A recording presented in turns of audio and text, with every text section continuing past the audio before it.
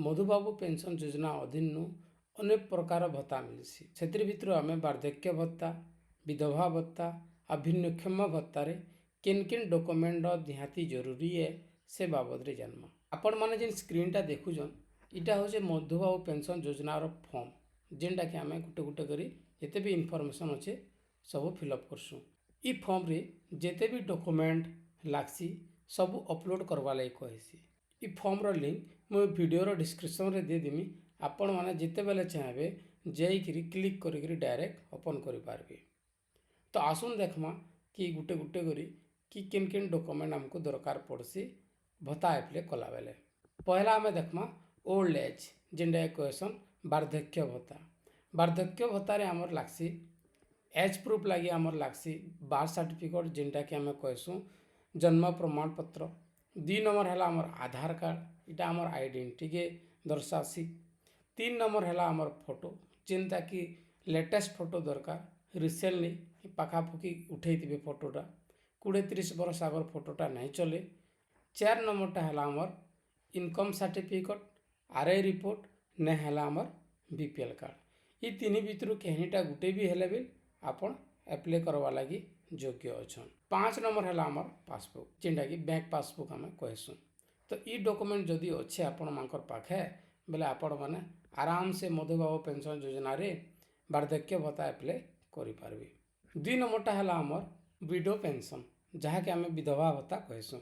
विधवा भत्तारे हेंते सिमिलार अच्छे पाखापुखी जेनटा वार्धक्य भत्तारे डॉक्यूमेंट लागुचे इनु भी पाखापुखी से डॉक्यूमेंट लागुची बाकी टिके अच्छे इनु भी चेंजेस अच्छे। इनु भी देखूँ गुटे गुटे करी आमर है एज प्रूफ लगे आमर जन्म प्रमाण पत्र आधार कार्ड आइडेंटिटी लगी फोटो रिसेंट फोटो जिनटा लेटेस्ट फोटो थिबा तारपर इनकम सर्टिफिकेट आरआई रिपोर्ट ना बीपीएल कार्ड इनु भी तीन भितर कहींटा भी गुटे है आपण अप्लाई कर पारबे। तारपर सेल्फ क्लेरिफिकेशन ना डेथ सर्टिफिकेट जिनटा कि मृत्यु प्रमाण पत्र कहसन। मृत्यु प्रमाण पत्र कहाटा लगवा जेन विधवा महिलाटा अप्लाई कर आसीचन तांकर हजबैंड मृत्यु प्रमाण पत्र लगवा। तार बाहर इनु बैंक पासबुक लगवा।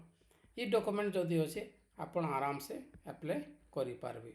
3 नंबरटा है मधुबाबू पेंशन योजना रे भिन्नक्षम भत्ता। भिन्नक्षम भत्ता रे भी सिमिलार अच्छे एंता एज पर लगी जन्म प्रमाण पत्र आधार कार्ड आइडेंटिटी लगी फोटो जेनटा लेटेस्ट फोटो तारपर इनकम सर्टिफिकेट आरआई रिपोर्ट ना बीपीएल कार्ड ये तीन भितर कहींटा गुटे भी है चलवा। तारपर भिन्नक्षम डॉक्यूमेंट जेनटा कि यूडिट आम कहसी यूडिट देखिपे यूडिट सर्टिफिकेट नंबर मांगुचे जेनटा यूडिट सर्टिफिकेट गोटे दिए आते भी भिन्नक्षम अच्छा कि से केते परसेंट भिन्नक्षम अच्छा सेटा लिखाई ये सर्टिफिकेट लगला इटा अपलोड करबे। तार बाहर पासबुक जेनटा बैंक पासबुक कहसुँ पासबुक बैंक पासबुक इनु अपलोड करेंगे। तो ये डॉक्यूमेंट जदि आपंकर पाखे अच्छे बेले आपड़ इथिलागि भी एलिजिबल ऑन योग्य ऑन आराम से अप्लाई कर पारबे। तार बाहर आपण मैंने देखिपे वार्धक्य भत्ता हो विधवा भत्ता हो कि भिन्नक्षम भत्ता हो ये तीन ही जगार इनकम मांगुची। आ इनकम एथि लगी मागसी कि इनु डिक्लेरेशन साफ साफ लिखाई क्लियरली लिखाई कि the parental family income of the applicant is not more than 60,000 पर एनुअल।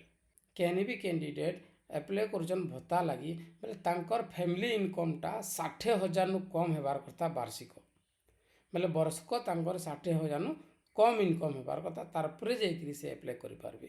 तो जिते बेले भी आप इनकम सर्टिफिकेट बनाऊन ऑलरेडी आप बनई सारे बोले तो किसी कथा नहीं जदि इनकेस आप बनाऊन बोले इनकम सर्टिफिकेटा आप 60,000 कम करेंगे 59,000 कले भी चलवा बाकी 60,000 कि 60,000 एभव थी बोले से जगह आप एलिजिबल नहीं हन योग्य नहीं हन आपंकर यहाँ रिजेक्ट हो पारे।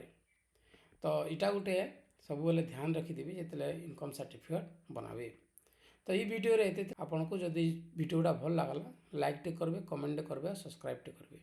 धन्यवाद।